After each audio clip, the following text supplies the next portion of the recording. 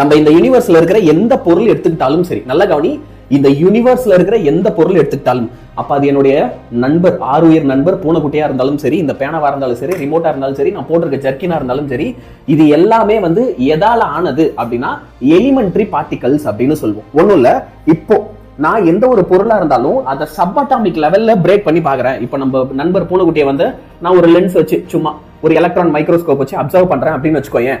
அப்போ எல்லா பொருட்களுமே மூணு எலிமெண்டரி பார்ட்டிகல்ஸால ஆயிருக்கு அப்படின்றத நான் கவனிக்கலாம். சோ அதுல ஃபர்ஸ்ட் ஒன் என்ன அப்படின்னா எலக்ட்ரான். அது வந்து நெகட்டிவ்லி சார்ஜ்டா இருக்கும். நம்ம யூனிவர்ஸ்ல இருக்கிற எல்லா பொருட்களுமே வந்து 3 எலிமெண்டரி பார்ட்டிகல்ஸால ஆயிருக்கு. அதுல ஃபர்ஸ்ட் ஒன் வந்து என்னது? எலக்ட்ரான்.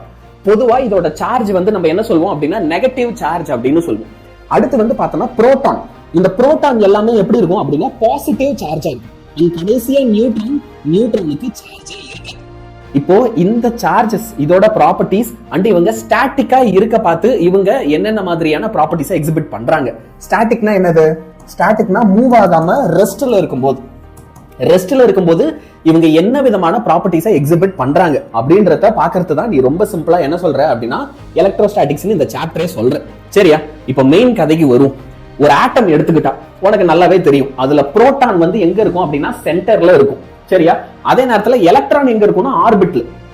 எலக்ட்ரான் வந்து என்ன செய்யும்? கிருன்னு இந்த நியூக்ளியஸ், அதாவது நியூக்ளியஸ்ல இருக்கிற புரோட்டானை என்ன செய்யும் அப்படின்னா சுத்தி வரும். சரியா? சோ இப்போ நல்லா கவனி. நார்மலா ஒரு ஆட்டம் வந்து எப்படி இருக்கும் அப்படின்னா இது சென்டர்ல ஒரு பாசிட்டிவ் சார்ஜ் இருக்கா, அப்ப இதோட சார்ஜ +1 எழுதும். அதே மாதிரி இதுக்கு ஒரே ஒரு எலக்ட்ரான் இருக்கா, அப்போ இந்த ஒரு எலக்ட்ரானோட சார்ஜ -1 எழுதும். அப்போ இதோட டோட்டல் சார்ஜ் என்ன அப்படின்னா +1 அப்புறம் ஒரு -1 0. சோ பொதுவா எப்பயுமே எப்படி இருக்கும் அப்படின்னா நியூட்ரலா இருக்கும்.